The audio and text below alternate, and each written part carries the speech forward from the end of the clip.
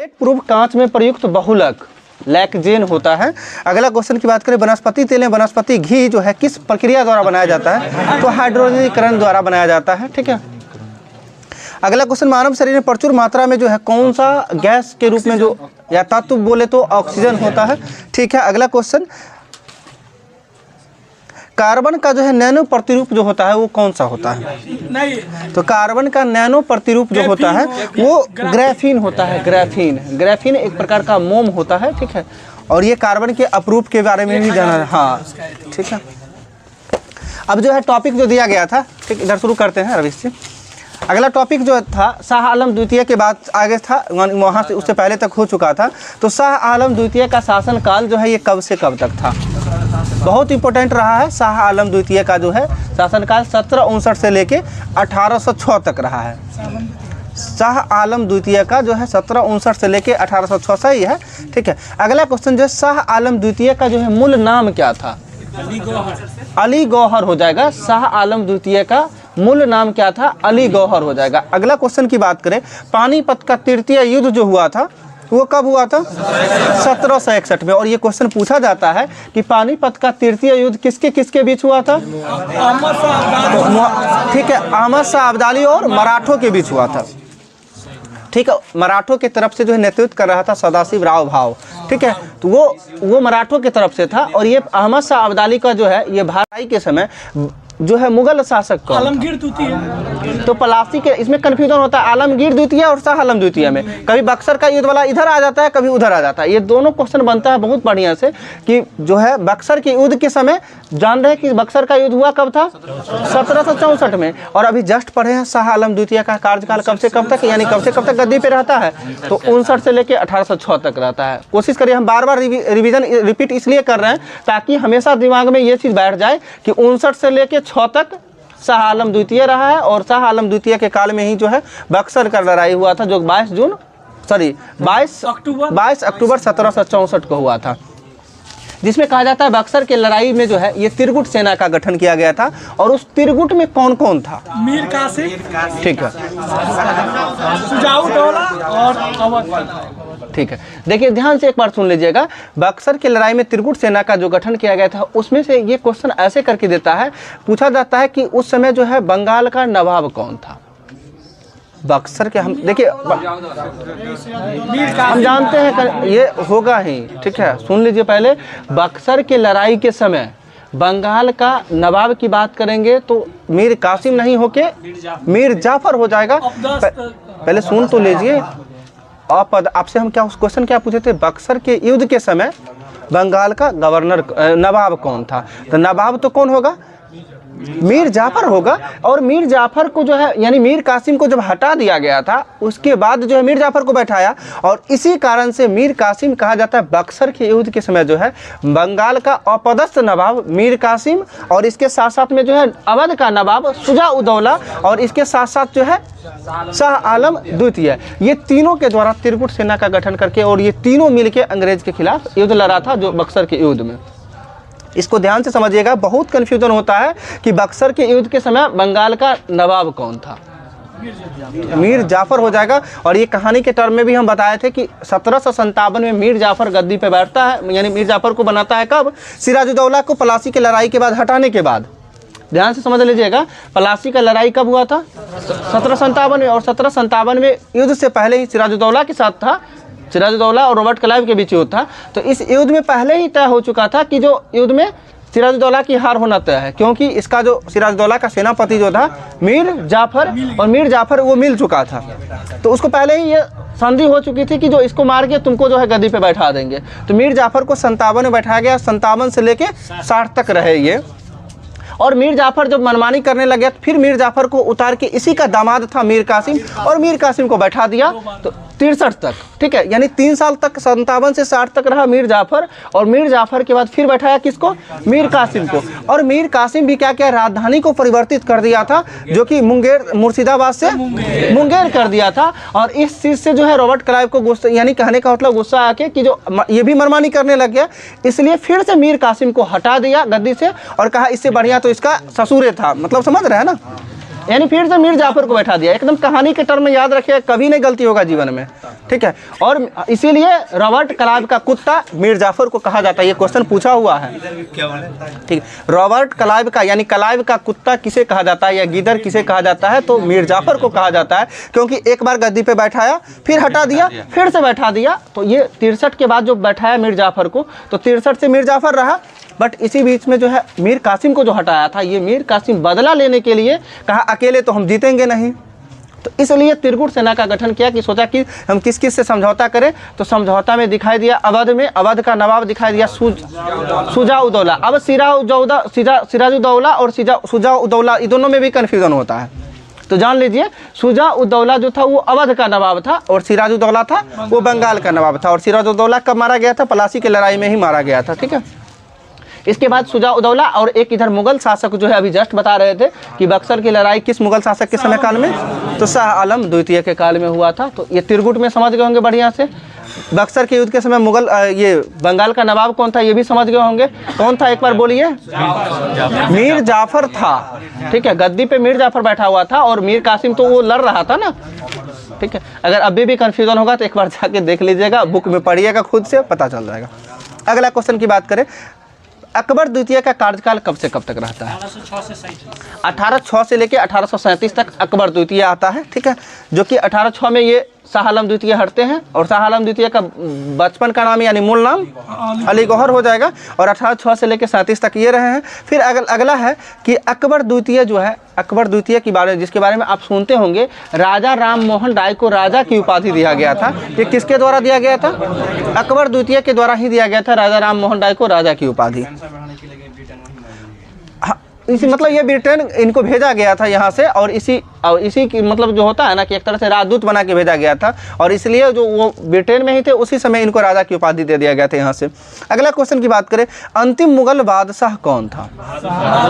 बहादुर शाह जफर। और बहादुर शाह जफर का कार्यकाल पूछा जाता है कब से कब तक? 37 से 57 हो जाएगा, 37 से 57 तक हो जाएगा। और बहादुर शाह जफर जो अंतिम मुगल शासक या बहादुर शाह द्वितीय के नाम से भी जाना जाता है और इनकी मृत्यु जो है कब हो जाती है? देखिए 1857 के क्रांति के समय 1858 में इसे जो है भेज दिया जाता है रंगून और रंगून में जो है इनकी मृत्यु कब हो जाती है? 1866 में इनकी मृत्यु हो जाती है, यानी 8 साल बाद, ठीक है। 58 में 8 जोड़ेंगे 66 होता है। 1866 में इनकी मृत्यु होती है किसका? बहादुर शाह जफर यानी द्वितीय का, जो अंतिम मुगल सम्राट। अगला क्वेश्चन, लाल किला स्थित जो है हीरा महल का निर्माण, बहुत इंपॉर्टेंट क्वेश्चन है। लाल किला के अंदर एक हीरा महल है और जिसका हीरा महल का निर्माण किसके द्वारा? बहादुर शाह जफर के द्वारा यानी बहादुर शाह द्वितीय के द्वारा करवाया गया था। अगला क्वेश्चन की बात करें, मशहूर शायर जो है ये मिर्जा गालिब थे, ये किसके समकालीन थे? तो बहादुर शाह जफर के समकालीन थे। ये भी क्वेश्चन पूछा जाता है कि ऐसे कौन सा मशहूर शायर थे जो 1857 की क्रांति के बारे में देखा था या आंखों देखा हाल लिखा था? तो मिर्जा गालिब ही थे। ध्यान से समझिएगा इस चीज़ को। अगला क्वेश्चन की बात करें, किसके शासनकाल में अंग्रेजों ने 1803 में दिल्ली पर कब्जा कर लिया था? अभी देखिए आप सीधा सीधा आपको इस भी दिया, अभी जस्ट बताए हैं किसके शासनकाल में, पहले क्वेश्चन को बढ़िया सुनिए। हम बोल रहे हैं कि किसके शासनकाल में अंग्रेजों ने 1803 में दिल्ली पर कब्जा कर लिया था? अभी जस्ट ने बताया थे कि शाह आलम द्वितीय का कार्यकाल मतलब कब से कब तक गद्दी रहा है? तो 1759 से लेके 1866 तक। उसी 6 में उसी बीच में 3 आता है ना, तो शाह आलम द्वितीय हो जाएगा। ये मतलब जब तक पीरियड याद नहीं रहेगा फिर कंफ्यूजन हो जाएगा।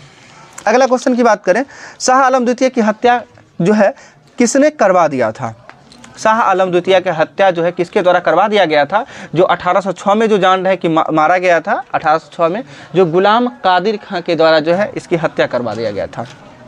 शाह आलम द्वितीय की हत्या गुलाम कादिर खां ने कर दिया था कब? 1806 में किया था। अगला क्वेश्चन, पानीपत का तीसरा युद्ध अभी जस्ट बताए थे किसके बीच?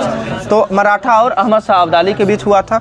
अगला क्वेश्चन की बात करें, अहमद शाह अब्दाली का वास्तविक नाम क्या था? अहमद खां। तो अहमद शाह अब्दाली का वास्तविक नाम था अहमद खां। क्या बात कर रहे हैं, ठीक है। अगला क्वेश्चन जो है, अहमद शाह अब्दाली ने भारत पर कितनी बार आक्रमण किया था? 8 बार। मतलब एक लाइन में जितना क्वेश्चन बोलते हैं वही एक एक लाइन करके अगला क्वेश्चन बनता है। अगला क्वेश्चन, मराठा साम्राज्य अब देखते हैं एक नज़र, ठीक है।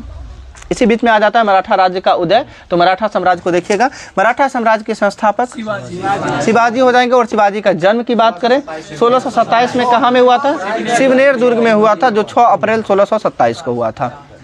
अगला क्वेश्चन, शिवाजी के पिताजी का नाम शाहजी भोसले थे, शाहजी भोसले। और दादाजी का नाम दादा कोंडदेव, और जो कि राजनीतिक गुरु के रूप में दादा कोंडदेव को जाना जाता है।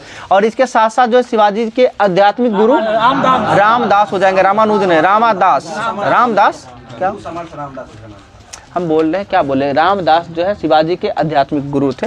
अगला क्वेश्चन की बात जो है, शिवाजी की पत्नी का नाम साईबाई निम्बालकर था, निम्बालकर थी, ठीक है। अगला शिवाजी ने रायगढ़ को अपनी राजधानी कब बनाया था? 1656 में। रायगढ़ को राजधानी, ये किन्हीं को लगता है कि राज्याभिषेक तो हुआ है 74 में, या तो 74 में बनाया होगा, नहीं तो उसके बाद बनाया होगा। तो ध्यान रखिएगा, रायगढ़ को राजधानी ये पहले ही 1656 में ही बनाया था। और इससे पहले एक तोरण नामक दुर्ग पे आक्रमण किया था, यानी किला पे, जो 1644 में, तोरण के किला पर जो है 1644 में, हाँ पहली बार, ठीक है। और शिवाजी के द्वारा जो है सूरत को 2 बार लूटा गया था, कब? 1664 और 1670 में, 6 साल के अंतराल पे, 64 और 76, ठीक है। अगला क्वेश्चन, शिवाजी को जो है राजा की उपाधि किस शासक के द्वारा दिया गया? औरंगजेब के द्वारा। सुन लीजिए, शिवाजी को राजा की उपाधि औरंगजेब के द्वारा दिया गया था, औरंगजेब के द्वारा दिया गया था। अगला क्वेश्चन की बात करें, महाराजा जयसिंह एवं शिवाजी के बीच जो है एक संधि हुआ था, जिसका नाम पुरंदर की संधि, जो कब हुआ था? 1665 में पुरंदर की संधि, ठीक है, 1665 में हुआ था। और अगला क्वेश्चन जो है, शिवाजी जो है पन्हाला एक दुर्ग है, ये पन्हाला दुर्ग को कब जीता था? 1672 में जो है पन्हाला दुर्ग को जीता था। और ये जो है ये कहाँ, मतलब कहाँ पड़ता है? तो बीजापुर से जीता था, ठीक है। अगला क्वेश्चन की बात करें, शिवाजी राज्याभिषेक कब करवाया था? तो 5 जून 1674 को राज्याभिषेक करवाया था, ठीक है। अगला क्वेश्चन की बात करें, शिवाजी का राज्याभिषेक किसके द्वारा किया गया था? गंगा भट्ट। तो बनारस यानी काशी के पंडित गंगा भट्ट के द्वारा राज्याभिषेक करवाया गया था। अगला क्वेश्चन फिर बनता है, शिवाजी को जो औरंगजेब ने कब कैद कर लिया था? तो 1666 में कैद कर लिया था। और कहाँ रखा था? आगरा के जयपुर भवन में। ध्यान रखिएगा, आगरा के जयपुर भवन में रखा था, ठीक है, शिवाजी को कैद करके औरंगजेब के द्वारा। और अगला क्वेश्चन, अष्टप्रधान मंत्रिमंडल किसके दरबार में रहते थे? शिवाजी के दरबार में। और अष्टदिग्गज किसके दरबार में? कृष्णदेव राय के दरबार में रहते थे। और अष्टदिग्गज क्या था? ये तेलुगु साहित्य के 8 कवि, ठीक है, 8 तेलुगु साहित्य के जो है प्रसिद्ध विद्वान थे, यानी कवि थे, जो है वो 8, उसे अष्टदिग्गज कहा जाता था। और शिवाजी के दरबार में अष्टप्रधान हुआ करता था, ये मंत्रिमंडल का समूह को अष्टप्रधान। अगला क्वेश्चन, अष्टप्रधान में जो है कौन सा पद सर्वाधिक महत्वपूर्ण एवं सम्मान का पद होता था? पेशवा, जो कि प्रधानमंत्री का पद होता था, ठीक है। और सुमंत को क्या कहा जाता था? विदेश मंत्री का जो है, इसके अकॉर्डिंग अष्टप्रधान में सुमंत नाम से जाना जाता था, विदेश मंत्री, ठीक है। सामंत नहीं, सुमंत, अंतर है दोनों सामंत और सुमंत में, ठीक है। अगला क्वेश्चन की बात करें, शिवाजी की मृत्यु कब हो गया था? तो 3, हाँ ठीक है, 1680 में, 1685 यानी 1680 में जो है शिवाजी की मृत्यु हो गया था। इसमें क्वेश्चन आता है कि शिवाजी के राज दरबार में भाषा यानी दरबारी भाषा कौन सा था? तो मराठी भाषा होगा, ठीक है, शिवाजी का दरबारी भाषा मराठी हो जाएगा। अगला क्वेश्चन की बात करें, शिवाजी का जो है कर व्यवस्था, ये किसकी कर व्यवस्था पे आधारित था? तो मलिक अंबर की कर व्यवस्था पे जो है शिवाजी का कर व्यवस्था आधारित था, मलिक अंबर। अगला क्वेश्चन, शिवाजी तोरण के दुर्ग अभी पूछ ही लिए थे 1644 में। अगला क्वेश्चन, हैंदव धर्मोद्धारक तथा क्षत्रिय कुलावंतस की उपाधि जो है किस शासक ने धारण किया था? अभी शिवाजी के बारे में बोल रहे हैं तो ऑब्वियसली शिवाजी ही होगा। तो शिवाजी के द्वारा जो है हैंदव धर्मोद्धारक, यानी हैंदव यानी हिंदू से संबंधित है, यानी हिंदू धर्म के उद्धारक जो होता है, हैंदव धर्मोद्धारक तथा जो है क्षत्रिय कुलावंतस की उपाधि जो है शिवाजी के द्वारा धारण किया गया था। अगला क्वेश्चन, शिवाजी ने मुगलों को किस युद्ध में हराया था? सालहेर के युद्ध में हराया था। हाँ, 1672 सालहर देता है कहीं कहीं पे, सालहर या फिर सालहेर का युद्ध जो है शिवाजी जो है मुगलों को हराया था उसमें। अगला क्वेश्चन, मोडी लिपि का प्रयोग किसके लेखों में किया जाता है? बहुत इंपॉर्टेंट क्वेश्चन है कि मोडी लिपि का प्रयोग जो है किस शासक के या फिर किस वंश से संबंधित है? तो मराठा साम्राज्य से संबंधित है। मराठा शासकों के बारे में जो है मोडी लिपि का जानकारी मिलता है। अगला क्वेश्चन, सरमजामी प्रथा जो है का संबंध किससे है? भू राजस्व से है, ठीक है, यानी मराठा भू राजस्व का जो एक पद्धति था यानी प्रथा था, वो सरमजामी प्रथा कहलाता था, ठीक है। अगला क्वेश्चन, शिवाजी के अष्टप्रधान मंत्रिमंडल में जो है वित्त विभाग का मंत्री क्या कहलाता था? वित्त विभाग का मंत्री गलत हो जाएगा, मजूमदार कहलाता था। ध्यान से समझ लीजिएगा, शिवाजी के अष्टप्रधान मंत्रिमंडल में वित्त विभाग का प्रधान होता था, यानी वित्त विभाग के मंत्री को मजूमदार कहा जाता था। अगला क्वेश्चन, शिवाजी का उत्तराधिकारी कौन हुआ? तो संभाजी हुआ। और संभाजी ने किसे अपना सलाहकार नियुक्त किया था? संभाजी ने किसे अपना सलाहकार नियुक्त किया था? कवि कलश को किया था। ठीक है, संभाजी के सलाहकार कौन? कवि कलश हो जाएगा। अगला क्वेश्चन, संभाजी की हत्या जो है कब किया तथा किसके द्वारा कर दिया गया था? तो संभाजी का हत्या जो है संभाजी का 1689 में, यानी 1680 में जान रहे हैं कि कौन मरा था? शिवाजी की। ठीक है, और 1689 में जो 9 साल बाद मखर्रब खां द्वारा जो है संभाजी की हत्या कर दिया गया था। हाँ, दोनों साथ ही साथ 1689 में जो है मखर्रब खां के द्वारा जो है इसके 8-9 नवासी होता है, 7-9 नवासी भी होता है। क्या हुआ? 80 में तो वही चीज़ ना कह रहे हैं, थोड़ा सोचना चाहिए कि 80 में तो देख रहे हैं कि शिवाजी की मृत्यु ही हुआ है, उससे पहले शिवाजी का उत्तराधिकारी संभाजी कैसे होगा? ठीक है, और वो भी नहीं होगा और मर भी नहीं सकता है पहले। ठीक है, तो 1689 में जो है कवि कलश के साथ साथ जो है इसके मतलब जो है सलाहकार थे, दोनों को एक साथ हत्या कर दिया गया था मखर्रब खां के द्वारा। ठीक है, अगला क्वेश्चन जो है संभाजी का उत्तराधिकारी फिर कौन हुआ? तो राजा राम। ठीक है, अगला जो है संभाजी का उत्तराधिकारी राजा राम हुआ। और राजा राम का जो है एक नए छत्रपति के रूप में राज्याभिषेक 1689 में ही किया गया था। और अगला क्वेश्चन, राजा राम ने अपनी दूसरी राजधानी किसको बनाया था? सतारा को। राजा राम की दूसरी राजधानी सतारा हो जाएगी। ठीक है, अगला क्वेश्चन जो है, राजा राम की मृत्यु फिर 1700 में हो जाता है। ठीक है, राजा राम की मृत्यु 1700 में होता है। और इसके साथ साथ ही अगला युद्ध जो होता है राजा राम की विधवा जो होती है, ठीक है, ताराबाई के साथ जो युद्ध होता है, साहू एवं जो है ताराबाई के बीच युद्ध होता है, खेरा का युद्ध होता है। खेरा का युद्ध जो कब होता है? 1707 में होता है। और बहुत इंपॉर्टेंट है खेरा का युद्ध, ये खेरा सत्याग्रह से रिलेट नहीं करना है। ठीक है, देखिए साथ साथ उसमें भी आता है खेरा। देखिए हम बोले 1707 में जो है खेरा का युद्ध हुआ था, जो किसके किसके बीच हुआ था?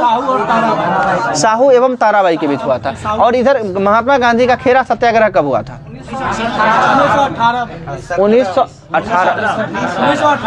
1918 हो जाएगा। अहमदाबाद मिल मजदूर और खेरा सत्याग्रह दोनों 1918 में ही हुआ है। ठीक है, ध्यान रखिएगा। हाँ, जिसमें जो कहा जाता है महात्मा गांधी के द्वारा पहली बार भूख हड़ताल पे, तो वो अहमदाबाद मिल मजदूर के खिलाफ। ठीक है, अगला क्वेश्चन, जो बालाजी विश्वनाथ पेशवा कब बने थे? 1713 में न बने थे। ठीक है, साहू के बाद जो है पेशवा का पद जो आया था, प्रथम पेशवा की बात करेंगे। प्रथम पेशवा के रूप में कौन आए थे? बालाजी। ठीक है, बालाजी विश्वनाथ पहला पेशवा हो जो 1713 में बने थे। ठीक है, और आप जो बोल रहे हैं 1820 में समाप्त हो गया है। ठीक है, 20 जो आ रहा था आपके मन में वो समाप्त ही हो जाएगा। अगला क्वेश्चन जो है, बालाजी विश्वनाथ की मृत्यु 20 में हो जाती है, 13 में बना है, 20 में मृत्यु हो जाती है। और इसके साथ साथ जो है बालाजी विश्वनाथ के बाद पेशवा कौन बना है, इसमें भी बड़ी कन्फ्यूजन होता है। तो जान ले, बालाजी विश्वनाथ हटे हैं तो बालाजी रहेगा, बाजीराव के जगह पे बाजीराव प्रथम आ जाता है। बालाजी विश्वनाथ के जगह पे पहले बाजीराव प्रथम आता है, फिर बाजीराव आता है। इसीलिए हम बोल रहे हैं कि पहले प्रथम पेशवा की बात करेंगे तो बालाजी विश्वनाथ, और इसके बाद फिर आते हैं बाजीराव प्रथम। बालाजी कहे लगा रहे हैं, सुन लीजिए। हम बोले पहला क्वेश्चन, जो पहला पेशवा की बात करते हैं तो बालाजी विश्वनाथ, ये 20 में मर गए। इसके बाद जो पेशवा बने हैं वो बनने वाले व्यक्ति कौन हुए हैं? तो बाजीराव प्रथम हो गए हैं। और बाजीराव प्रथम जो है, इससे पहले एक इन्हीं के पीरियड में एक युद्ध होता है पालखेरा का युद्ध, जो और एक होता है शक्कर खेरा का युद्ध। ये दो युद्ध है। और ये शक्कर खेरा का युद्ध जो पहली बार फेमस हुआ था, जो इससे पिछले बार यानी बोला जाए तो 2446 वाले SI के प्री में पूछा गया था। ठीक है, हाँ, जो शक्कर खेरा का युद्ध कब हुआ था? तो 1724 1724 होगा। कहाँ कन्फ्यूज कर सकते हैं? सुन लीजिए, अभी हम इसी बीच में हुआ है तो काहे परेशान हो रहे हैं? पहले शक्कर खेरा का युद्ध जो है 1724 में हुआ है, और पाल खेरा का युद्ध की बात करें 4 साल बाद 1728 में हुआ है। ये ध्यान रखिएगा। ठीक है, शक्कर खेरा उसी को कहते हैं, शंकर खेरा नहीं है, समझे? वो कहीं कहीं पे लिखने में हो जाता है, ये शक्कर खेरा युद्ध ही है। वही बोल। 24 में सैनिक विद्रोह हो जाता है। ना ना 1824 में हुआ था। युद्ध हुआ था। बैरकपुर सैनिक विद्रोह हुआ था। नहीं तो ना, वो ना, नहीं। ना, ना, 1824 में। सक्कर खेला का युद्ध क्या? 17 में मराठा रुक जाइए। का संधि के तहत खत्म हो जाता था। 1820 क्या कहा रहे और हंसते हैं। देखिए थोड़ा सा इस चीज़ को समझिए, खुद ही समझिए, अड़ना नहीं है। नहीं सेट में आया तो पकड़े तब तक। और जब तक अब बताते हैं इसमें कन्फ्यूजन भी होता है। हम ऐसे सभी ऐसा लॉजिक है ना, रियली बता रहे हैं। तो ये ऐसा प्लेटफॉर्म है, कोई टीचिंग प्रोफेशन यदि रहता ना तो हर चीज़ को बयान बोला जा सकता है और ऐसे ऐसे लॉजिक के साथ याद किए हो ना जिसकी कल्पना नहीं कर सकते हैं। नहीं बोला जा सकता है। ये समझ लीजिए, हम बोल रहे हैं ना ये क्लब है, ठीक है, थोड़ा इसकी मर्यादा को समझना है। कोई टीचर रहते थोड़ा सा इंटरेस्टिंग बनाने की, हिस्ट्री को बहुत इंटरेस्टिंग बनाया जाता है, ठीक है, बनाया जा सकता है, लेकिन यहाँ पे संभव नहीं है, ठीक है। ये ध्यान रखिएगा, सक्करखेरा का युद्ध 1724 में इतना करके बता रहे हैं कि मात्र 4 साल के बाद फिर से पालखेरा का युद्ध होता है जो 1728 में होता है। ये 4 साल का अंतर है सिर्फ सक्करखेरा और पालखेरा, इसमें 24-28। ये कभी भी गलती से 1800 में नहीं जाना है, क्योंकि हम जान रहे हैं ये कब हुआ है, पेशवा के काल में हुआ है, ठीक है। हाँ, और ये हम देख भी रहे हैं कि अगला की बात करते, सुन लीजिए ध्यान से। दिल्ली पर आक्रमण करने वाला प्रथम पेशवा कौन बना? बाजीराव प्रथम। अभी जस्ट बताए थे, बाजीराव प्रथम जो था ये दूसरा पेशवा था। पहला पेशवा की बात किए थे, कौन हो जाएंगे? बालाजी विश्वनाथ। और बालाजी विश्वनाथ के बाद आ जाएंगे बाजीराव प्रथम। और बाजीराव प्रथम इम्पोर्टेंट इसलिए हो जाता है, इसलिए लड़ाकू पेशवा के रूप में बाजीराव प्रथम को ही जाना, लड़ाकू पेशवा। और इसके साथ साथ ही दिल्ली पर आक्रमण करने वाला प्रथम पेशवा बाजीराव प्रथम हो जाएगा। अगला क्वेश्चन की बात करते हैं। बाजीराव प्रथम की मृत्यु भी हो जाती है 1740 में। और कभी ये मन में भी आ जाए कि जो है बाजीराव प्रथम के द्वारा दिल्ली पर आक्रमण कब किया गया था, तो 1737 होगा, ध्यान से रखिएगा, 1737 में हो जाएगा। और 3 साल के बाद इसकी मृत्यु हो जाती है 1740 में। 20 में बना था ये, ठीक है, और 40 में ये मर गया है, और 37 में जो है दिल्ली पे आक्रमण किया था। अगला क्वेश्चन की बात करते हैं। बाजीराव प्रथम के बाद जो है पेशवा कौन बना था? फिर बालाजी बाजीराव जा रहे हैं, अब बालाजी बाजीराव हो जाएंगे। पहला देखिए बालाजी विश्वनाथ, बाजीराव प्रथम, और फिर से बालाजी को ले आइए, बालाजी बाजीराव, दोनों आ जाएंगे। ठीक है। क्या हुआ? दोनों एक साथ आ जाएंगे। हाँ, वही चीज़ हम बोल रहे हैं कि पहला दूसरा को मिला के तीसरा। मेरी बात को देखिए ना, पहला से बालाजी ले लिए, ठीक है, दूसरा से बाजीराव ले लिए, तो बालाजी बाजीराव हो जाएंगे, तीसरा पेशवा। ध्यान रखिए, ये पूछा जाता है कि पेशवा का क्रम क्या क्या होगा, और वहाँ पे 1-2 नहीं, हर किसी 99% लोग कंफ्यूज करते हैं, इसलिए लॉजिक से ध्यान रखिएगा। पहले आए बालाजी विश्वनाथ के बाद बाजीराव प्रथम, और बाजीराव प्रथम के बाद बालाजी बाजीराव, ठीक है। अगला क्वेश्चन की बात करें, और संगोला की संधि जो होता है, संगोला 1750, इसमें भी संगोला और एक होता है सुगौली होता है, जो 1816 में जो आंग्ल नेपाल युद्ध के बाद हुआ था, सुगौली की संधि। और एक संगोला की संधि, संगोला आया तो मतलब कोई आगे अंत में गोला आएगा, और गोला का मतलब क्या? 0, तो सीधा 1750 में जो है संगोला का संधि हुआ था। अगला क्वेश्चन की बात करें हम कि बालाजी बाजीराव को अन्य किस नाम से जाना जाता है? तो नाना साहब के नाम से जो है बालाजी बाजीराव को जाना जाता है। अगला क्वेश्चन, झलकी की संधि जो है एक होता है, झलकी की संधि ये किसके बीच होता है? बहुत इंपॉर्टेंट है, जो हैदराबाद के निजाम एवं बालाजी बाजीराव के मध्य जो है झलकी की संधि होता है। झलकी की संधि किसके मध्य? हैदराबाद के निजाम और बालाजी बाजीराव के मध्य जो है झलकी की संधि होता है। अगला क्वेश्चन जो है, किस पेशवा के समय पानीपत का तीसरा युद्ध हुआ था? ये बालाजी बाजीराव। अब बालाजी बाजीराव के जो है समय में जो है पानीपत का तीसरा युद्ध हुआ था, जो कि आप पढ़ रहे हैं कि मराठों और अहमद शाह अब्दाली के बीच हुआ था, और मराठों का नेतृत्व सदाशिव राव भाव कर रहा था। और उस समय जो है पेशवा कौन था? बालाजी बाजीराव। अगला क्वेश्चन, बालाजी बाजीराव का मृत्यु भी 1761 में ही हो जाता है, ठीक है, शोक से मर जाते हैं। अगला क्वेश्चन, बालाजी बाजीराव के बाद पेशवा कौन बने हैं? माधव नारायण। बस ये चौथा है, और यहीं तक कष्ट ही है। बाजीराव द्वितीय। सुन लीजिए, माधव राव नारायण, ठीक है, इसके बाद माधव राव नारायण बने हैं। ये बालाजी बाजीराव के बाद जो है पेशवा माधव राव नारायण बने हैं। और पेशवा नारायण यानी माधव राव नारायण की मृत्यु जो है आगे 73 में हो जाती है, 1772-73 में इनकी मृत्यु हो जाती है। और इसके साथ साथ ही जो है नाना फडणवीस का मूल नाम क्या था?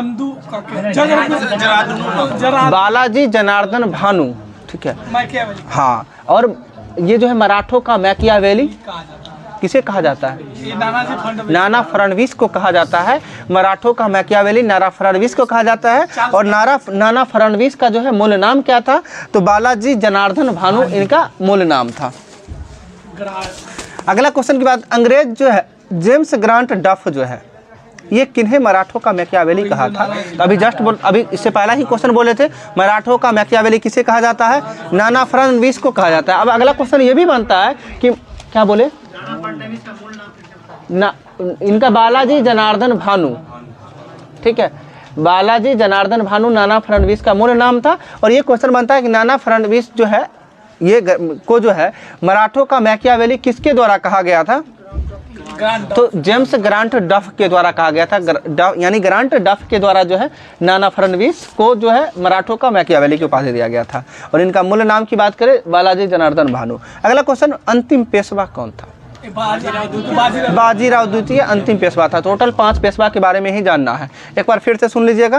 पहला पेशवा की बात करते हैं तो बालाजी विश्वनाथ की बात हो जाएगी। दूसरा की बात करेंगे बाजीराव प्रथम हो जाएगा। तीसरा की बात करते हैं बालाजी बाजीराव हो जाएंगे। और चौथा की बात करते हैं माधव राव नारायण हो जाएंगे चौथा। और पांचवा की बात करें बाजीराव द्वितीय, और जो कि अंतिम पेशवा के रूप में बाजीराव द्वितीय।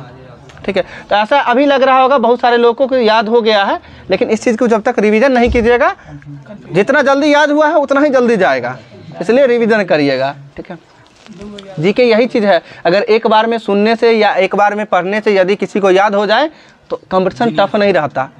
कोई भी कंपटीशन टफ नहीं, सबके लिए आसान हो जाता ना, तो सब पढ़ लेता, सबके लिए आसान हो जाएगा, इसलिए इसको बार बार रिवीजन करें। अगला क्वेश्चन, पुरंदर की संधि कब हुआ है? एक तो वो हम बताए शिवाजी और जयसिंह के बीच हुआ था, वो 1665 में। और एक और पुरंदर की संधि है 1776 में। 1776 में पुरंदर की संधि होता है। और इसके बाद जो है प्रथम आंग्ल मराठा युद्ध कब होता है? प्रथम आंग्ल मराठा युद्ध देखिए हम बताते हैं याद रखने का तरीका।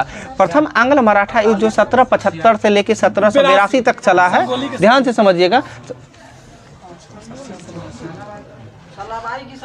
देख रहे हैं कुछ से कुछ रुक जाइए ना, बता रहे हैं, आगे हम बोल ही रहे हैं, पहले ही परेशान हो जाते हैं।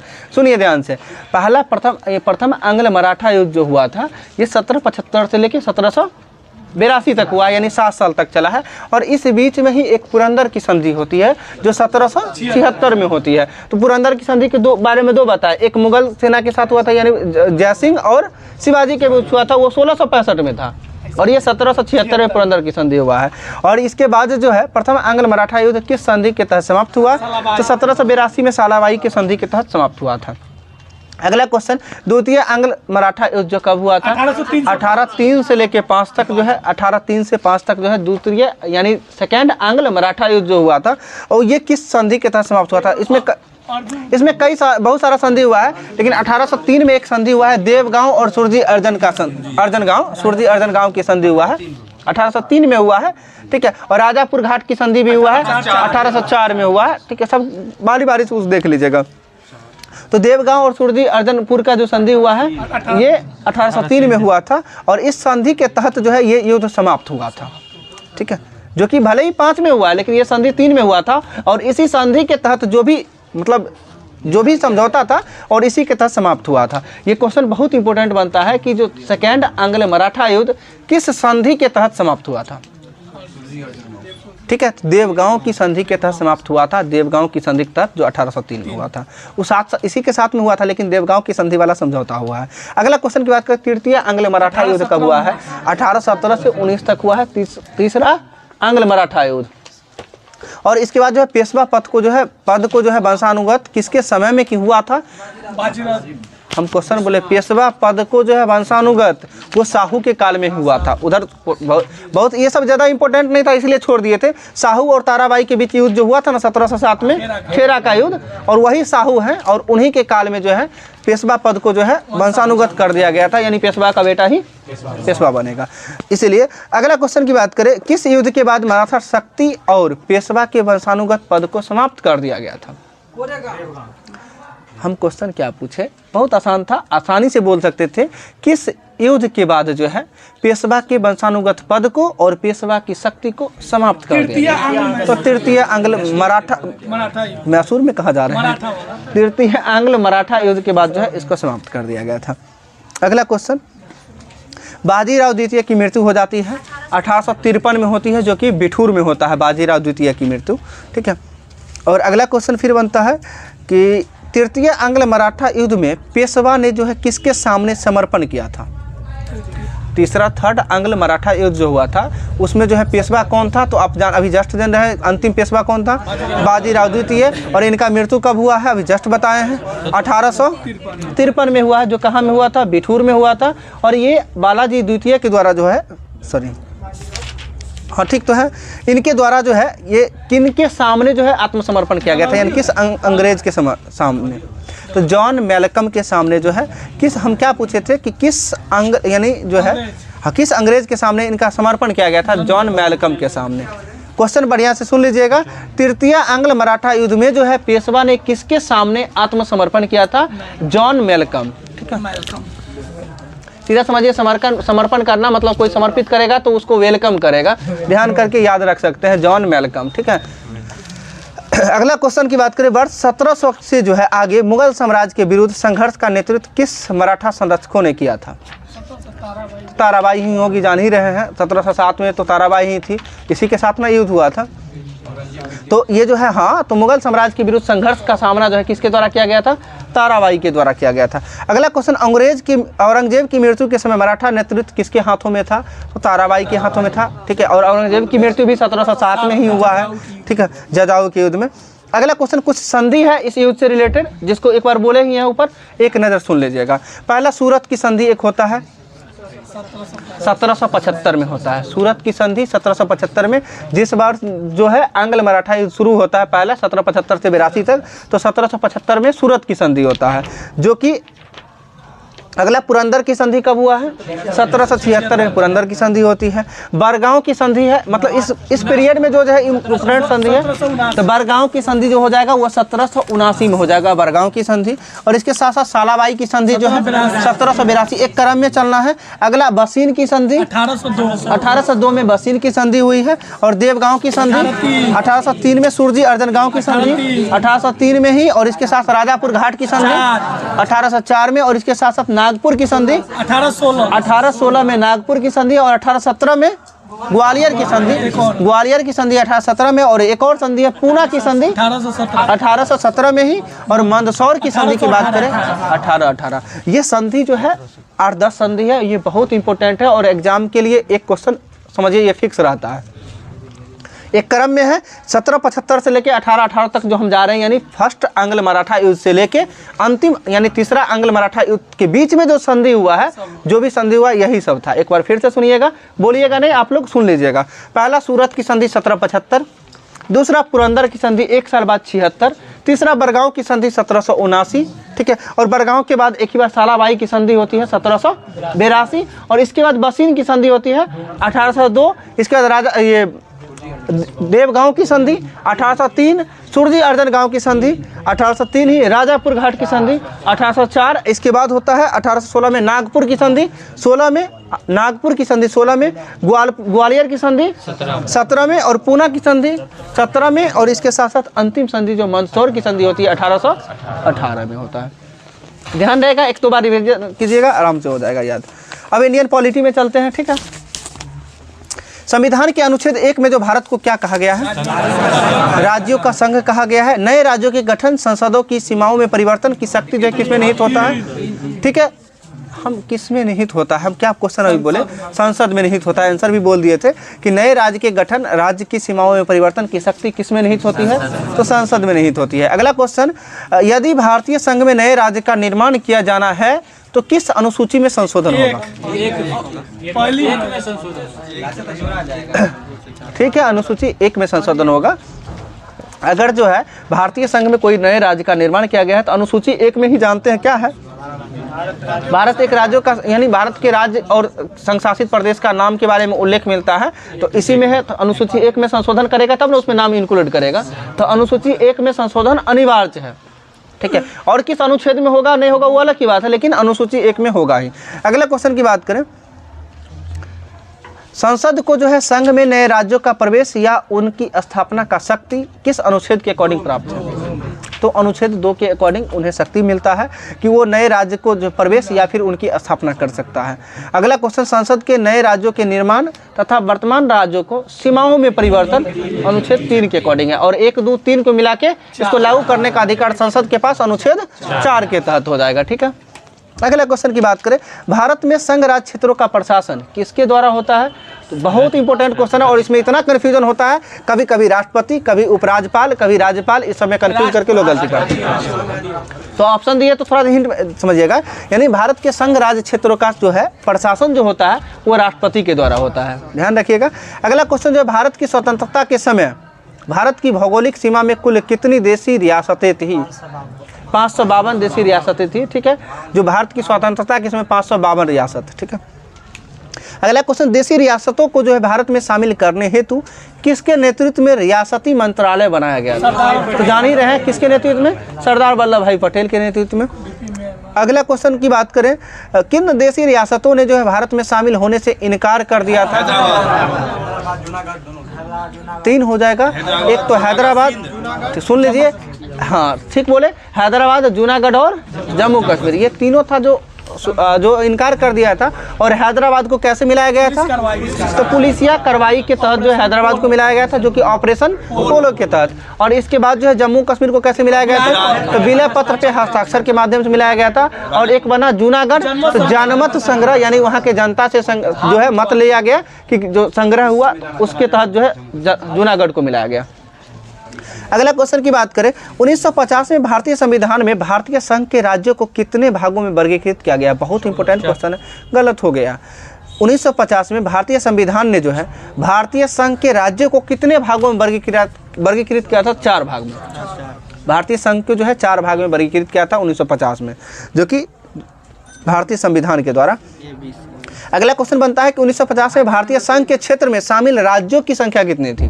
14। गलत हो जाएगा, 29 हो जाएगा। 29 होगा, ध्यान से समझ लीजिए। उसमें बहुत छोटा छोटा राज्य था, उस सबको मिला के बाद उस प्रांत था, ठीक है, उसमें मिलाया गया था। और आप जो 14 राज्य 14 अच्छा जो बोल रहे हैं वो 1956 में हुआ है, जो राज्यों के पुनर्गठन के बाद 14 + 6 हुआ है, टोटल 20। ठीक है, हम अभी का क्वेश्चन था आपका 1950 में जो है भारतीय संघ के क्षेत्र में शामिल राज्यों की संख्या कितनी थी? 29 राज्य था। ठीक है। अगला क्वेश्चन है, 1948 में जो गठित भाषाई प्रांत आयोग के अध्यक्ष कौन थे? तो धर आयोग, जो एस.के. धर होता है, ठीक है, एस.के. धर हो जाएगा, जो भाषाई आयोग के अध्यक्ष थे, जो कब गठित हुआ था? 1948 में। ठीक है। अगला क्वेश्चन की बात करें, 1948 में एक गठित भाषाई प्रांतीय जो था प्रांत समिति था, इसके सदस्य कौन कौन थे? तो जहाँ तो JVP याद रखें, JV, ठीक है, JVP यानी जे से जवाहरलाल नेहरू हो जाएंगे, V से वल्लभ भाई पटेल हो जाएंगे और P से पटाभी सीतारामैया। ये जो है भाषाई प्रांतीय भाषाई समिति के अध्यक्ष यानी सदस्य थे, 3 सदस्य थे। अगला क्वेश्चन जो है, 1 अक्टूबर 1953 को जो है भाषाई आधार पर गठित भारत राज्य का प्रथम जो राज्य कौन बना था? आंध्र प्रदेश। और आंध्र प्रदेश का उस समय राजधानी कहाँ? कर्नूल। ठीक है, आंध्र प्रदेश का उस समय तत्कालीन राजधानी कहाँ था? कर्नूल था। अगला क्वेश्चन की बात करें, 1953 में जो किसकी अध्यक्षता में गठित जो है 3 सदस्यीय राज्य पुनर्गठन आयोग का, तो फजल अली के अध्यक्षता में जो है राज्य पुनर्गठन आयोग जो है कितना? 3 सदस्यीय था। जो 3 सदस्य में और कौन कौन थे? एक KM पन्नीकर और दूसरा हृदयनाथ कुंजरू। 1953 में जो भाषाई आधार का जो आयोग का जो गठन हुआ था, जो फजल अली के अध्यक्षता में, उसमें 3 सदस्यीय था। एक फजल अली अध्यक्ष ही थे, 2 अन्य सदस्य की बात करें, KM पन्नीकर और दूसरा हृदयनाथ कुंजरू। ध्यान से सुनिएगा और कोशिश करिएगा रिवीजन करने का, इसमें लिखा हुआ सारा है आगे करके। अगला क्वेश्चन की बात करें, 1 नवंबर 1956 की स्थिति के अनुसार भारत में कुल कितने राज्य एवं केंद्र शासित प्रदेशों का गठन किया गया है? तो 14 राज्य तथा 6 केंद्र शासित प्रदेश, अभी जस्ट बताए भी थे, वो 1956 के बाद है। अगला क्वेश्चन फिर है कि पंजाब से अलग होकर हरियाणा राज्य का गठन कब हुआ था? 1966 में हुआ था। 1947 में स्वतंत्रता प्राप्ति के समय सिक्किम पर जो है किस शाही राज्य का शासन था? बहुत इंपॉर्टेंट क्वेश्चन है और जनरली सभी बुक में आपको देखने को भी नहीं मिलता है कि 1947 में जब, सुन लीजिए, ग्वालियर नहीं है, 1947 से स्वतंत्रता प्राप्ति के समय जो है सिक्किम पर किस शाही राज्य का शासन था? तो चोग्याल शाही राज्य का जो है शासन था सिक्किम पर। अगला क्वेश्चन, किस संविधान संशोधन के तहत सिक्किम भारतीय संघ का पूर्ण राज्य बना था? पूर्ण राज्य की बात करें 36वां संविधान संशोधन 1975 और सह राज्य का दर्जा तो 35वां संविधान संशोधन 1974। ठीक है, 74 ही। और अगला हो जाएगा 36वां 75 के तहत पूर्ण राज्य का दर्जा। अगला क्वेश्चन, स्वतंत्रता पश्चात सर्वप्रथम किस राज्य के नाम में परिवर्तन हुआ था? बहुत इंपॉर्टेंट क्वेश्चन, जानते सभी लोग हैं बट अगर आ जाता है क्वेश्चन घुमा के, संयुक्त प्रांत बिल्कुल सही है। स्वतंत्रता प्राप्ति के बाद बंगाल, उत्तर प्रदेश होगा। जान लीजिए स्वतंत्रता प्राप्ति के बाद जो है 1950 में सर्वप्रथम जो है उत्तर प्रदेश का यानी संयुक्त प्रांत का नाम बदल के उत्तर प्रदेश किया गया था। संयुक्त प्रांत का नाम बदलकर उत्तर प्रदेश कब? 1950 में किया गया था। अगला क्वेश्चन की बात करें, दिल्ली का जो है राष्ट्रीय राजधानी क्षेत्र कब रखा गया था? 1919। तो दिल्ली को जो है, दिल्ली का नाम राष्ट्रीय राजधानी क्षेत्र जो है 1991 हो जाएगा। क्यामा संविधान संशोधन? 69वां संविधान संशोधन। ठीक है। और अगला क्वेश्चन की बात करें, मैसूर का नया नाम कर्नाटक किस वर्ष किया गया है? 73 ना? 1973 सही होगा। मुंबई से बम्बई किया गया था 95। सुन लीजिए, मैसूर का नया नाम कर्नाटक 1973 में। 1969 की बात करेंगे, मद्रास का नया नाम तमिलनाडु। अभी जो देख रहे हैं तमिलनाडु, उससे पहले इसका नाम मद्रास था और मद्रास का तमिलनाडु 1969 में। और 4 साल बाद 73 होता है, 73 में मैसूर का नाम बदल के कर्नाटक। सीधा सा समझिएगा, मैसूर एक तरह से बोलते हैं जैसे कर्नाटक का शहर। सुन लीजिए, अभी देख लीजिए वर्तमान में जो है तमिलनाडु का जो है चेन्नई, मद्रास जिसका नाम नया नाम चेन्नई हो गया है, तो मद्रास जो कि वर्तमान शहर, तो यही समझ लीजिए पहले तमिलनाडु का यानी जो है यानी मद्रास का नया नाम तमिलनाडु 69 में और 4 साल बाद जो है मैसूर का नाम कर्नाटक यानी राज्य का नाम किया गया था। ठीक है, 73 में। अगला क्वेश्चन, वर्तमान में राज्यों में जो भारत में जो राज्य तथा केंद्र शासित प्रदेशों की संख्या 28 हो जाएगा। ठीक है। और वर्तमान में स्वयं की विधानसभा वाले केंद्र शासित प्रदेशों की संख्या 3। सुन लीजिए, देखिए वर्तमान में क्या हुआ, नहीं बना पुनर्गठन हुआ था, परिसीमा नहीं चल रहा है तुम्हारा। जम्मू कश्मीर में है तो सुन लीजिए, वर्तमान में स्वयं की विधानसभा वाले 3 केंद्र शासित प्रदेश हो जाएगा। एक तो पुदुचेरी, दूसरा दिल्ली और तीसरा जम्मू कश्मीर। ठीक है। अगला क्वेश्चन की बात करें, भारत में क्षेत्रीय परिषद की संख्या 5 होता है। एक छठा का भी दे दिया है इधर जो, लेकिन ऐसा जान लीजिए भारत में जो, हाँ सुन लीजिए ना, भारत में जो है क्षेत्रीय परिषद की संख्या की बात करेंगे वो 5 ही होगा। छठा वो परिसीमन के तहत जो है उसको दिया गया है। ठीक है, लेकिन पहले से ही चलते आ रहा है और प्रीवियस ईयर में एग्जाम में जितना भी क्वेश्चन अभी तक पूछा गया है आंसर 5 ही ले रहा है, इसलिए कन्फ्यूजन हो जाता है। और लूसेंट में बुक में देख रहे हैं तो यहाँ पे 6 दिख जाता है। क्या हुआ? नहीं, वो अलग चीज़ हो जाता है, वो अलग चीज़ हो जाएगा। भारत को जो है 5 क्षेत्रीय परिषद में बांटा गया है, उत्तर पूर्वी ऐसे डायरेक्शन के अकॉर्डिंग। ठीक है। अगला क्वेश्चन, नया राज्य बनाने में संवैधानिक संशोधन के लिए कैसा बहुमत आवश्यक होता है? तो नया राज्य बनाने के लिए जो है साधारण बहुमत की आवश्यकता होती है, जो कि संवैधानिक संशोधन के लिए। अगला क्वेश्चन, भारत में राज्य पुनर्गठन आयोग की संस्तुति के आधार पर राज्यों का पुनर्गठन किस वर्ष किया गया था? तो 1956 में किया गया था। बिल्कुल सही है। इसके तहत जो है आंध्र प्रदेश राज्य का गठन कब किया गया? 1 अक्टूबर 1953 को। आंध्र प्रदेश के बाद किया गया था किस राज्य का? गुजरात का किया गया था 60 में। ठीक है, 1 मई 1960। और गुजरात के बाद साथ नागालैंड को किया गया है 63 में, 1 दिसंबर 63 में नागालैंड को। दोनों अलग कर दिया, 1 मई 1960। ठीक है, महाराष्ट्र भी सियासत हो जाएगा और शाह आयोग की सिफारिश पे। अगला क्वेश्चन, हिमाचल प्रदेश की स्थापना की बात करें, हिमाचल 71 ना, 21 जनवरी 1900। हिमाचल प्रदेश 25 जनवरी 1971। ठीक है, हिमाचल प्रदेश की स्थापना 25 जनवरी 1971 हो जाएगा। और इसके साथ साथ मेघालय का स्थापना 1 साल बाद 72। ठीक है, मणिपुर, मेघालय, त्रिपुरा, MMT बात करते हैं, मणिपुर, मेघालय, त्रिपुरा तीनों का 72 में। और तीनों का उच्च न्यायालय का स्थापना 2013 में किया गया है। ठीक है, हम बता रहे तीनों राज्य का निर्माण 72 में और तीनों के उच्च न्यायालय की स्थापना की डेट 21 जनवरी को जो है इसका स्थापना हुआ था। मणिपुर, मेघालय और त्रिपुरा तीनों का गठन जो हुआ था 1972 में और इसका उच्च न्यायालय पूछा जाता है जो 2013 में, MMT। ठीक है, मणिपुर, मेघालय, त्रिपुरा। अगला क्वेश्चन, सिक्किम 72 के बाद 75 हो जाएगा। 75 में सिक्किम का निर्माण हुआ है। अगला बात जो सिक्किम के बाद मिजोरम आता है 87 में। बता रहे मिजोरम अरुणाचल प्रदेश दोनों 87 में, गोवा भी 87 में ही है, ठीक है। गोवा 30 मई 87 में है और अरुणाचल प्रदेश और मिजोरम हाँ सही है, अरुणाचल प्रदेश और मिजोरम ये 20 फरवरी 1987 को है। अरुणाचल प्रदेश और मिजोरम कब है? 20 फरवरी 1987। लग रहा है कि कन्फ्यूजन हो जाएगा एक साथ आने पे। एक बार सुन लीजिए, फिर बार बार देखते रहिएगा, थोड़ा थोड़ा करके याद हो जाए। एक बार में दिक्कत हो ही जाता है, एक ही टॉपिक एक बार आ जाएगा दिक्कत होगा। छत्तीसगढ़ का बता दीजिएगा, सभी लोग को पता है छत्तीस, उत्तराखंड और झारखंड ये तीनों का। हाँ तो 36 1 9 15 तीनों नवंबर मंथ में ही है, 1 9 15 यानी 1 नवंबर 9 नवंबर 15 नवंबर छत्तीसगढ़, उत्तराखंड और झारखंड ये तीनों का हो जाएगा। अगला तेलंगाना तो सभी लोग जान रहे हैं, 2 जून 2014 तेलंगाना हो जाएगा। अगला क्वेश्चन, भारतीय संविधान में जो नागरिकता से रिलेटेड था, नागरिकता जो है का उल्लेख किस अनुच्छेद में किया गया है? अनुच्छेद 5 से 11 भाग की बात करेंगे, भाग 2 हो जाएगा, ठीक है। अगला क्वेश्चन, भारत में किस प्रकार की नागरिकता की प्रदान है? एकल नागरिकता जो किस देश की संविधान से लिया गया है? ब्रिटेन की संविधान से लिया गया है, ठीक है। अगला क्वेश्चन, किस अनुच्छेद द्वारा संसद को अधिकार दिया गया है कि वह नागरिकता के अर्जन और समर्पित तथा यानी समाप्ति, अर्जन यानी अधिकार प्राप्त करने के लिए तथा समाप्ति तथा नागरिकता संबंधी अन्य सभी मामलों की व्यवस्था करने हेतु कानून बना सकता है? अनुच्छेद 11। आप जान रहे हैं अनुच्छेद 5 से 11 तक जो है नागरिकता है और अंतिम अनुच्छेद कितना है? 11। और उसी के तहत अनुच्छेद 11 के तहत जो है कि संसद जो है कानून बना सकता है, चाहे किस व्यक्ति का नागरिकता रखना है, किसका समाप्त करना है, इसके लिए। अगला क्वेश्चन, संविधान निर्माताओं द्वारा जो भारत में एकल नागरिकता की व्यवस्था के पीछे मुख्य उद्देश्य क्या था? देखिए, एकीकृत राष्ट्र का निर्माण।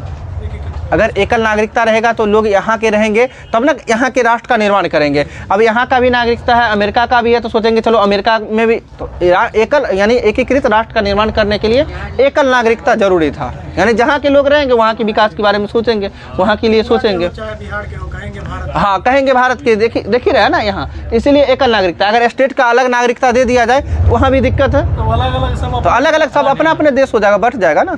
इसीलिए एकल नागरिकता एकीकृत राष्ट्र का निर्माण करने के लिए ये उद्देश्य में था। अगला क्वेश्चन की बात करें, भारतीय संसद द्वारा जो है कब नागरिकता संबंधी कानून बनाया गया था? तो 1955 में बनाया गया था, नागरिकता अधिनियम 1955 में कानून बनाया गया था। अगला क्वेश्चन, किस अनुच्छेद के अनुसार जो वह व्यक्ति भारत का नागरिक नहीं होगा जो स्वेच्छा से किसी अन्य देश का नागरिकता ग्रहण कर लिया है? तो हम उम्मीद करते हैं सभी लोग को याद होगा, अगर किसी दूसरे देश की नागरिकता लेते हैं तो यहाँ की नागरिकता नहीं रहेगा मतलब 9 अनुच्छेद 9 के अकॉर्डिंग नहीं रहेगा। तो इसी को भाषा के तौर पे था, इसमें जो अनुच्छेद 9 के अकॉर्डिंग दूसरे देश का यदि लीजिएगा तो यहाँ का नागरिकता खत्म। अगला क्वेश्चन, नागरिक अधिकारों की जो निरंतरता का प्रावधान किस अनुच्छेद में किया गया है? कि किस अनुच्छेद के अकॉर्डिंग जो है नागरिक को जो है नागरिकता का अधिकार उसे कंटिन्यू बना रहेगा, निरंतर रहेगा, वो अनुच्छेद 10 के अकॉर्डिंग। 9, 10, 11 समझ ही गए हैं। 5, 6, 7 ये तीनों भी बता ही चुके थे। 5 में क्या है? प्रारंभ में यानी स्टार्टिंग में जो नागरिकता मिलता है 5। 6 की बात करेंगे, जो पाकिस्तान से यानी विदेश से बाहर भारत आने वाले 6 और यहाँ से जाने वाले को 7 के तहत ये नागरिकता का अधिकार है। अगला क्वेश्चन, संविधान लागू होने के समय नागरिकता संबंधी प्रावधान संविधान के किस अनुच्छेद में था? अभी जस्ट बोले प्रारंभ में नागरिकता किस में होगा? 5 में होगा ना। 5-6 से जोड़ल गया था। हम क्या बता रहे हैं? अनुच्छेद सीधा सीधा हमें समझना है कि हम अभी बोले थे प्रारंभ में नागरिकता अनुच्छेद 5 और भाषा के आधार पे एक लाइन लिख दिया गया तो वहाँ पे कंफ्यूज कर गए। तो संविधान लागू होने के समय नागरिकता संबंधी प्रावधान संविधान के किस अनुच्छेद में दिया गया? अनुच्छेद 5 में ही होगा ना। अगला क्वेश्चन, किस देश में दोहरी नागरिकता का सिद्धांत स्वीकार किया गया है? तो अमेरिका में दोहरी नागरिकता है, ठीक है। अगला क्वेश्चन, नागरिकता विधेयक 2019 संसद से कब पारित हुआ था? नागरिकता आया था ना ये हाल में, ठीक है। तो ये 11 दिसंबर 2019 को जो है नागरिकता विधेयक संसद से पास हुआ था और ये क्वेश्चन बीपीएससी में पूछा हुआ था, ठीक है। हम बता रहे हैं नागरिकता विधेयक जो है 2019 ये संसद से पारित हो गया था, 11 दिसंबर 2019 को पारित हो गया था। अगला क्वेश्चन ध्यान से सुनिएगा, थोड़ा सा बड़ा है और बहुत इंपॉर्टेंट है। नागरिकता अधिनियम 1955 के अंतर्गत पंजीकरण द्वारा भारतीय नागरिकता प्राप्त करने के लिए भारतीय मूल के व्यक्ति को भारत में कितने वर्ष बिताने होंगे? तो 7 वर्ष, कम से कम 7 वर्ष रहना पड़ेगा। नागरिकता से संबंधित जो भी था वो लगभग खत्म है, कुछ होगा तो बता देंगे आगे। अगला जो है साइंस का देख लीजिए, एक पेज जो है आज लगता है नहीं हो पाएगा। रबर को कड़ा करने के लिए किस पदार्थ को मिलाया जाता है? सल्फर को मिलाया जाता है। हार्ड बनाने के लिए सल्फर को मिलाया जाता है, ठीक है। हम बता रहे हैं रबर को कड़ा करने के लिए जो है सल्फर को मिलाया जाता है। अगला क्वेश्चन, लौह अयस्क प्रकृति में किस अवस्था में पाया जाता है? लौह अयस्क ये ऑक्साइड की स्थिति मतलब अवस्था में पाया जाता है प्रकृति में। हेलाइड भी कहीं कहीं देता है। अगला क्वेश्चन, घावों को शीघ्र भरने की सहायता करने वाला विटामिन कौन सा? ठीक, सुन लीजिए ना, ऑप्शन में क्यों था? नहीं होगा, तो इसीलिए विटामिन सी और के दोनों होगा। विटामिन के भी होगा। घाव को जल्द भरने में सहायक होने वाला, एक मिनट पेन देखें, विटामिन सी ही कीजिएगा। घाव को जल्द भरने के लिए जो है, ठीक है, विटामिन सी ही होगा, विटामिन सी ही होगा। के नहीं था ना लेकिन ऑप्शन में बीपीएससी में क्या था पूछा हुआ, कहीं ना कहीं का क्वेश्चन है। जो भी क्वेश्चन है वो सिलेक्टेड क्वेश्चन है, वो प्रीवियस ईयर का पूछा हुआ है, ठीक है। कोई बात नहीं है, सी के दोनों कर दिए हैं। घाव को शीघ्र भरने में सहायता करने वाला विटामिन की बात करें, सी और के होगा। मनुष्य की खोपड़ी में कुल अस्थियां की संख्या यानी हड्डी, तो खोपड़ी में 8 हो जाएगा, चेहरा में 14 हो जाएगा, कान में 6 हो जाएगा। एक कान में कितनी हड्डी? 3, और तीनों हड्डी का नाम?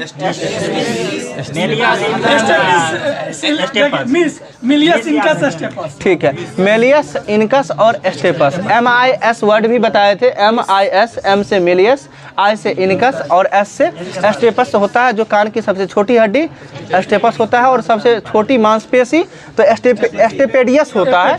वही छोटी हड्डी है, वही मांसपेशी जो होता है कान की सबसे छोटी मांसपेशी स्टेपेडियस जो मांसपेशी होता है, और स्टेपिस हड्डी होता है।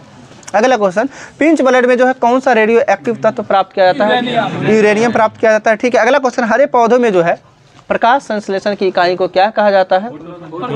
क्वांटोसोम कहा जाता है। हरे पौधे में जो है प्रकाश संश्लेषण की इकाई को क्वांटोसोम कहा जाता है। अगला क्वेश्चन, राइफल चलाने पर लगने वाला झटका किसके संरक्षण का उदाहरण होता है? ठीक है, रेखीय संवेग संरक्षण का उदाहरण होता है, या फिर न्यूटन के थर्ड लॉ। अगला क्वेश्चन, किस एक कोशिकीय शैवाल का उपयोग अंतरिक्ष में खाद्य समुचित पूर्ति के लिए किया जाता है? क्लोरेला। और यही क्वेश्चन इस बार बिहार SSC में पूछा हुआ था कि अंतरिक्ष यात्री जो है किस शैवाल का प्रयोग करते हैं, तो क्लोरेला शैवाल का प्रयोग करते हैं। क्या हुआ? हाँ, ठीक है। अगला क्वेश्चन, केबिन में लगा के रखता है जो इससे ऑक्सीजन की प्राप्ति होती है और खाने के लिए। अगला क्वेश्चन, हाइड्रोजन बम किस सिद्धांत पर आधारित होता है? नाभिकीय संलयन और परमाणु बम नाभिकीय विखंडन के। सूर्य से जो ऊष्मा सूर्य में बनता है वो नाभिकीय संलयन, यानी संलयन के द्वारा जो है ऊष्मा का प्राप्ति होता है, ठीक है। और अपक्षय की बात करेंगे तो विखंडन नहीं होगा। अगला क्वेश्चन की बात करें, मोनाजाइटिस रोग, मेनिंजाइटिस नामक रोग जो है ये शरीर का कौन सा मस्तिष्क अंग जो है प्रभावित होता है मेनिंजाइटिस से। अगला क्वेश्चन की बात करें, कृष्ण छिद्र जो है ये किस यानी कृष्ण छिद्र सिद्धांत को किसके द्वारा प्रतिपादित किया गया था? S चंद्रशेखर के द्वारा जो है इसे प्रतिपादित किया गया था। अगला क्वेश्चन, नाभिकीय रिएक्टरों में न्यूट्रॉनों यानी नियंत्रक के रूप में किसका प्रयोग किया जाता है?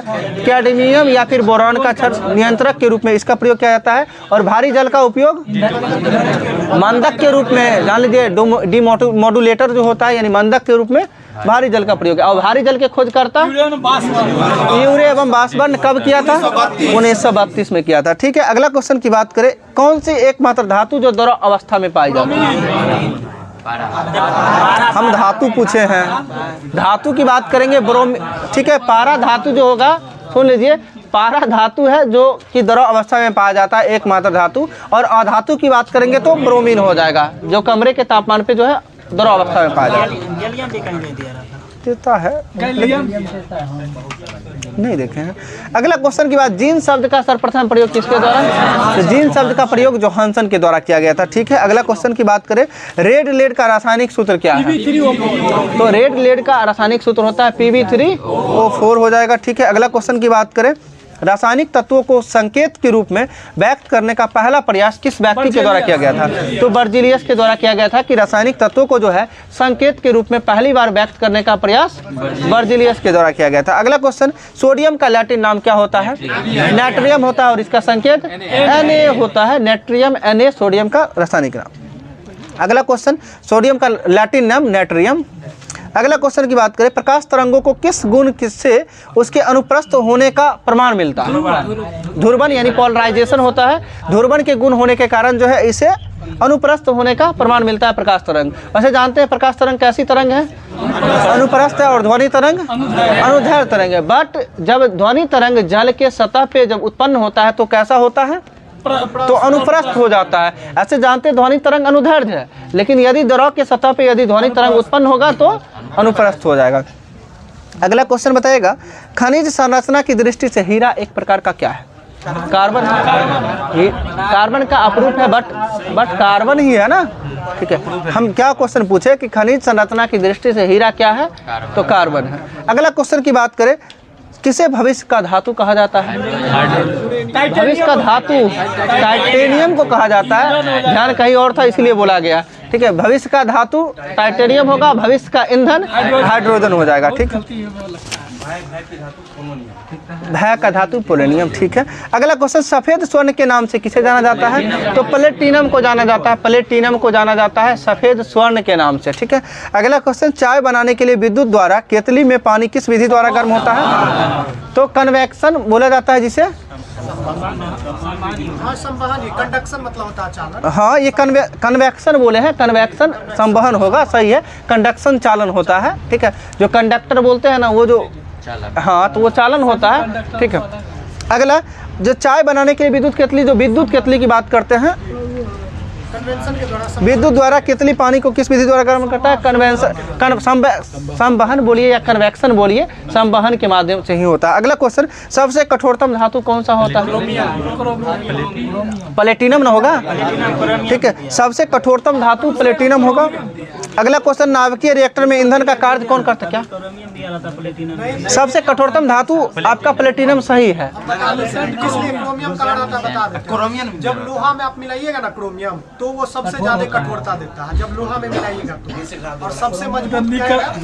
हम सीधा देख सुन लीजिए ना, हम जानते हैं किसी भी बुक को पढ़िए या कहीं पर भी देखिएगा, थोड़ा बहुत मिस्टेक आपको मिलेगा। आप कितना भी कोशिश करिएगा, हम कल ही बताए थे, हाँ कितना भी करिएगा ना, अपने द्वारा भी लिखा भी जाता है ना, फिर भी एक दो एरर छूट ही जाता है। ठीक है, इसलिए इस चीज़ को लेके नहीं चलिए। आप 99 सही जा रहे हैं, 99% इस चीज़ को देखिए, 1% है क्या। अब थोड़ा बहुत पढ़िएगा ना, जब दो चार डिफरेंट पढ़िएगा तो अपने वो कन्फ्यूजन क्लियर होते जाएगा। ठीक है, सबसे कठोरतम धातु की बात करें प्लेटिनम हो जाएगा। नाभिकीय रिएक्टर में ईंधन के रूप में कार्य करता है कौन सा धातु? यूरेनियम। यूरेनियम नाभिकीय जो है रिएक्टर में ईंधन के रूप में यूरेनियम। करंट अफेयर्स सुनिएगा, रहने दें। सुनिए, रुके नहीं, थक तो हमें जाना, थकना हमको चाहिए। ठीक है, क्या हुआ? आपको जा सकते हैं, होमवर्क ग्रुप में भेज दिया जाएगा, जाइए। जिनको क्लास जाना जाइए, कोई दिक्कत नहीं। अब करंट नहीं हो रहा था तो कहते थे करंट नहीं होता है, दरोगा का तैयारी नहीं हो रहा है। शांत रहिए। ठीक है, नहीं तो छोड़ देते, पढ़ लीजिएगा आप लोग, छोड़िए। ठीक है, जानबूझ के परेशान होते हैं तो इसमें हम जान रहे हैं। अगला कुछ सुनिएगा, हाल ही में किस राज्य में जो है स्थित पुनर्निर्मित तवांग युद्ध स्मारक राष्ट्र को समर्पित किया गया? अरुणाचल प्रदेश, तवांग मठ अरुणाचल प्रदेश में ही है, ताबो मठ है। ठीक है, अरुणाचल प्रदेश में जो है कि किस पुनर्निर्मित तवांग युद्ध स्मारक स्थापित राष्ट्र को समर्पित किया गया। अगला क्वेश्चन, हाल ही में किस राज्य में धम्मदीपा अंतर्राष्ट्रीय बौद्ध विश्वविद्यालय की आधारशिला रखी गई? त्रिपुरा में रखा गया है। धम्मदीपा अंतर्राष्ट्रीय बौद्ध विश्वविद्यालय की आधारशिला रखी गई है त्रिपुरा में।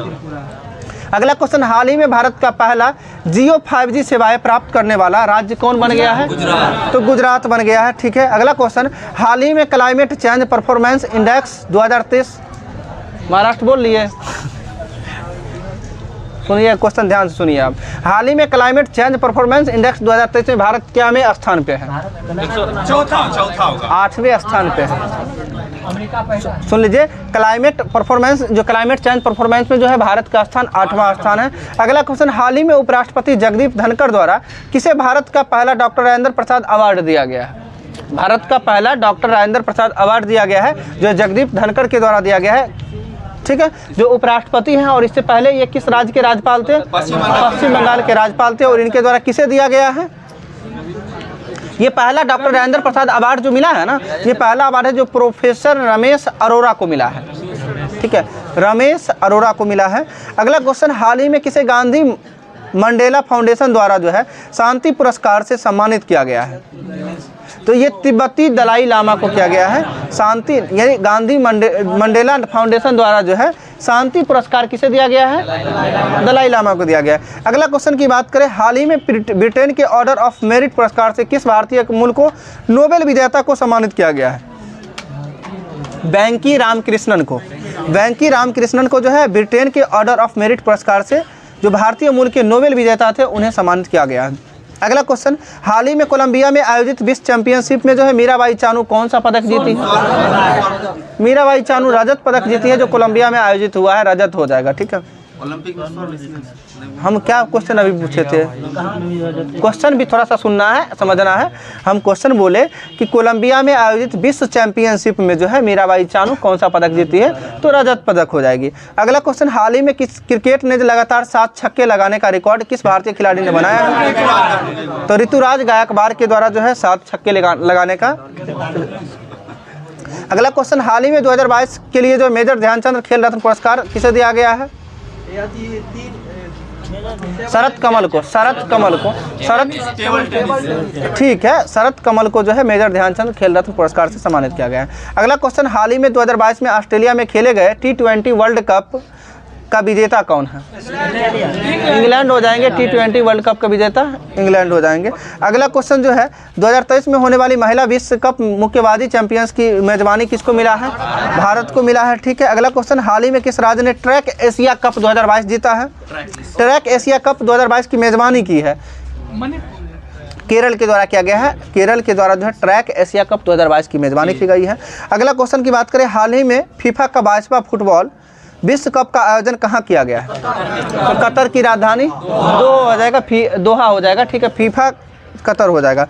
ये क्यामा फुटबॉल था, 22वां हो जाएगा, 22वां। अगला क्वेश्चन, फरवरी 2023 में होने वाली राष्ट्रीय शीतकालीन खेलों की मेजबानी किस राज्य के द्वारा होगा? अभी उत्तराखंड में होने वाला है शीतकालीन जो है ये खेलों की मेजबानी, जो राष्ट्रीय शीतकालीन खेलों की मेजबानी उत्तराखंड में।